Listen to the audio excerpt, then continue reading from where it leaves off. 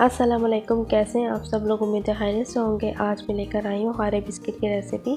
Bakery जैसे खारे biscuit घर में कैसे तैयार होते हैं और इसकी इतनी ज़बरदस्त लेयर कैसे आती है, वो मैं सब आप लोगों को ट्रिक्स और टेक्निक बताऊँगी। तो चले रेसिपी को बनाना स्टार्ट करते हैं। सबसे पहले हम पानी ले लेंगे और पानी मैंने लिया है 225 ग्राम। आप इसे ग्राम्स में मेजर कीजिएगा तो आपकी रेसिपी बहुत अच्छी बनेगी। पानी की क्वांटिटी थोड़ी सी कम या ज़्यादा हो सकती है। इस पानी में सबसे पहले मैंने डाला है नमक 7 ग्राम और मैंने चीनी डाली है तकरीबन 15 ग्राम और अब मैं इसके अंदर ऑयल शामिल कर रही हूँ 25 ग्राम। और अब इन तमाम चीज़ों को अच्छे से मिक्स कर लेंगे और इतना सा मिक्स करना है कि ये इसके अंदर जो चीनी और नमक है वो अच्छे से घुल जाए।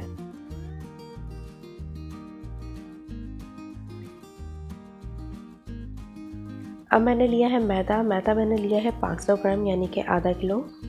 और ये सारा का सारा पानी जो मैंने तैयार किया है ये इसके अंदर मैं थोड़ा थोड़ा करके शामिल करती जाऊंगी और इसे गूंदती भी जाऊंगी।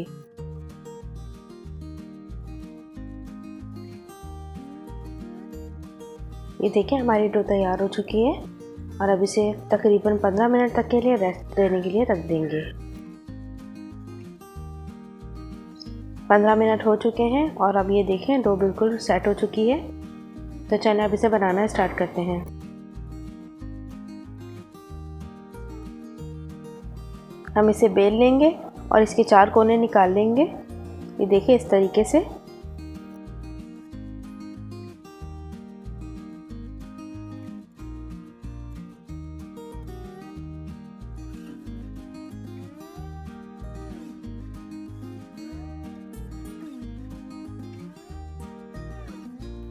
अब यूनी पफ ले लेंगे और इसे सेंटर में रख देंगे।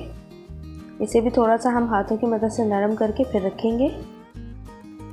जहाँ पर बेकिंग का सामान मिलता है ये यूनी पफ आपको वहाँ से मिलेगा, आप वहाँ से आराम से ले सकते हैं।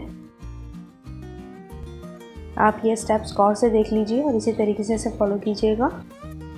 इस यूनी पफ को हमें अच्छे से बंद कर देना है। आप इसे बटर से भी बना सकते हैं, लेकिन बटर से जब भी बनाइएगा तो आप इसे सर्दी में ट्राई कीजिएगा। हम इसे अच्छे तरीके से बंद कर देंगे ताकि जब हम बेलना शुरू करें तो ये कहीं से भी यूनी पफ बाहर ना आए। ये देखिए इसे मैंने अच्छे तरीके से बंद कर दिया है। अब मैदा रस कर लेंगे और इसे बेलना स्टार्ट करेंगे।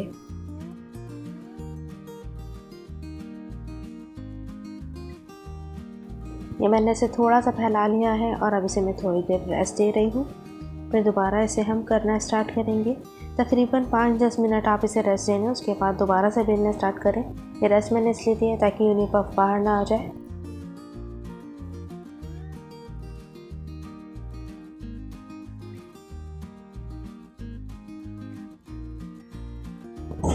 ये तमाम स्टेप आप गौर से देख लीजिए, इसी तरीके से आप इसे फॉलो कीजिएगा।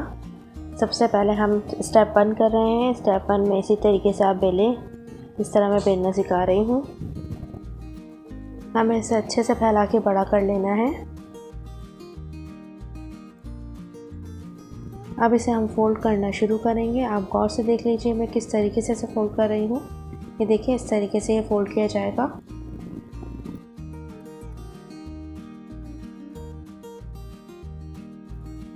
ये देखिए ये फोल्ड हो चुका है। इस तरीके से हमें फोल्ड करना है और अब इसे कुछ देर के लिए ढक कर रख देंगे। किसी भी चीज़ से रैप कर दीजिए इसे और इसके बाद हम इसे 15 मिनट तक के लिए रेस्ट देने के लिए रख देंगे। 15 मिनट हो चुके हैं, डो हमारी अच्छे से सेट हो चुकी है। अब दोबारा से इसे बेलना स्टार्ट करेंगे।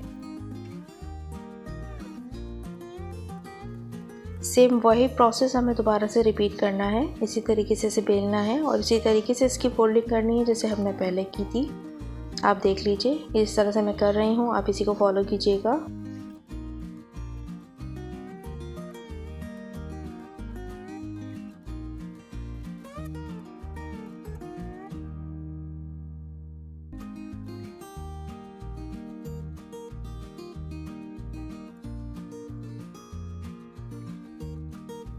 ये देखिए हमारा सेकंड स्टेप भी कंप्लीट हो चुका है। अब इसे मैं दोबारा रेस्ट देने के लिए रख रही हूँ। तकरीबन 15 मिनट तक के लिए हम इसे दोबारा रेस्ट दे देंगे। 15 मिनट हो चुके हैं और ये हमारा स्टेप 3 है। अब इसे दोबारा से बेलना स्टार्ट करना है, बिल्कुल वैसे ही बेलना है जैसे हमने पहले बेला था।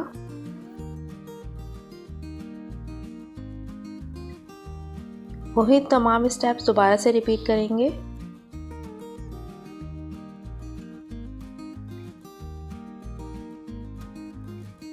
ये देखिए हमारा 3 स्टेप भी कंप्लीट हो चुका है। अब मैं इसे नाइफ से कट लगा लूँगी, बस ये लास्ट स्टेप था। अब मैं आपको अंदर की लेयरिंग चेक करवाती हूँ। ये देखिए कितनी ज़बरदस्त लेयरिंग अंदर से हुई है इसकी। ये देखें अंदर से कितनी बारीक बारीक लेयर्स बनी है इसकी।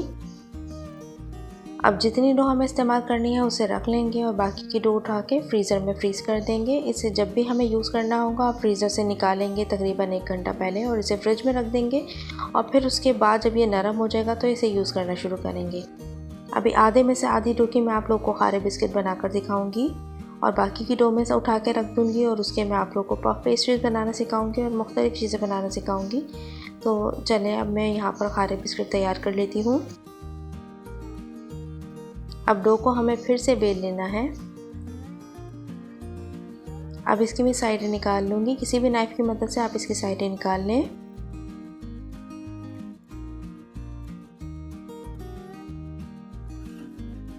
अब नाइफ़ की मदद से जितने आपको खारे बिस्किट बनाने हैं, जितने लंबे और जितने पतले आपको खारे बिस्किट रखने हैं, आप उसको उसी तरीके से अपने हिसाब से बना लीजिए। अब इन सब के ऊपर अंडा ब्रश कर लेंगे।